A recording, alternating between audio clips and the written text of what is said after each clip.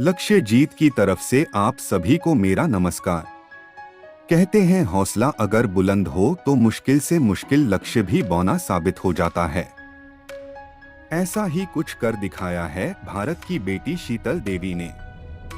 जम्मू कश्मीर की एक छोटे गांव की रहने वाली शीतल ने बिना हाथों के देश के लिए पैरा एशियन गेम्स में मेडल जीतकर देश का परचम लहराया।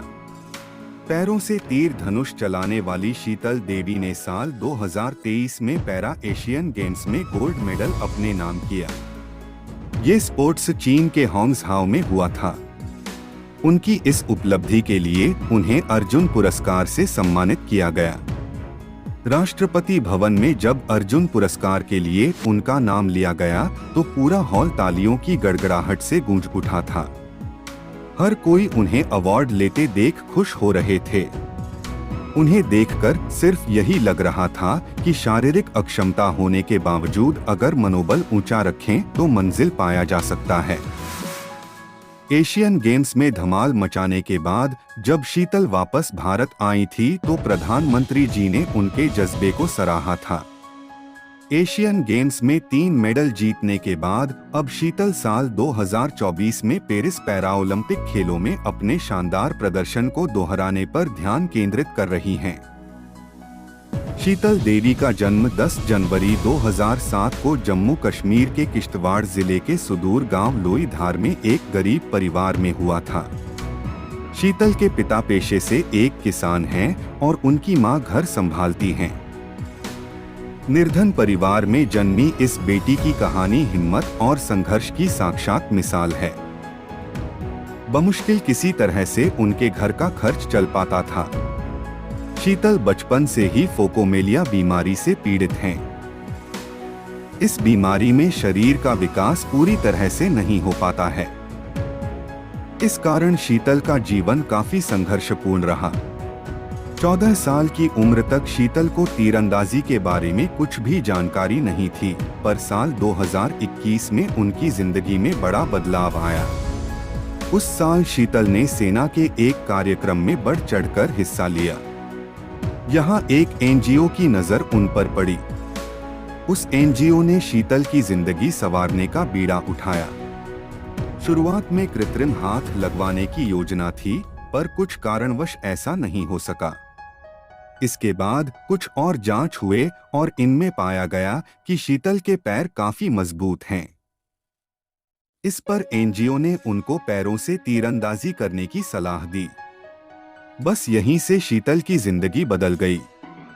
इसके बाद वह कटरा स्थित माता वैष्णो देवी श्राइन बोर्ड तीरंदाजी अकादमी के कोच कुलदीप वेदवान और अभिलाषा चौधरी के संपर्क में आई।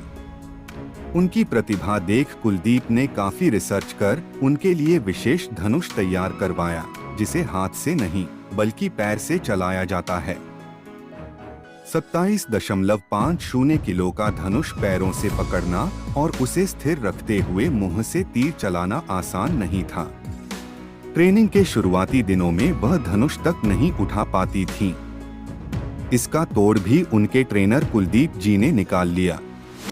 उन्होंने शीतल को दुनिया के पहले बिना हाथों वाले तीरंदाज अमेरिका के मैट स्टुटजमैन के वीडियो दिखाए। इससे काफी प्रेरणा मिली। उन्होंने दाएं पैर से धनुष उठाने का अभ्यास किया और 2 साल की कड़ी ट्रेनिंग के बदौलत जीत का परचम लहराया। ऐसा करने वाली वह पहली भारतीय खिलाड़ी बनी।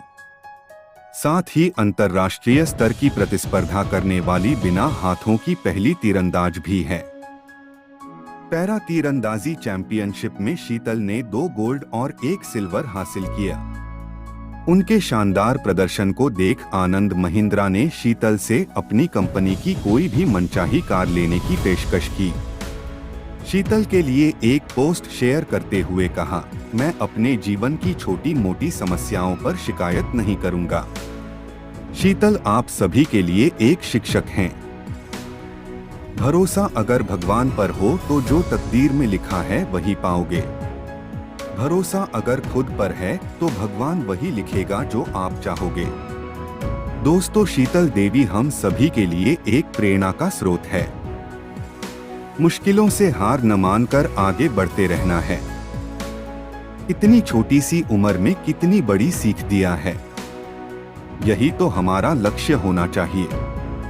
आप सभी व्यूअर से अनुरोध है, इस वीडियो को जरूर शेयर और लाइक करें, जिससे ज्यादा लोग हमारे देश की शान शीतल देवी के बारे में जान सके और अपने जीवन में भी एक लक्ष्य स्थापित करे। इस चैनल पर आने के लिए लक्ष्य जीत की तरफ से बहुत धन्यवाद।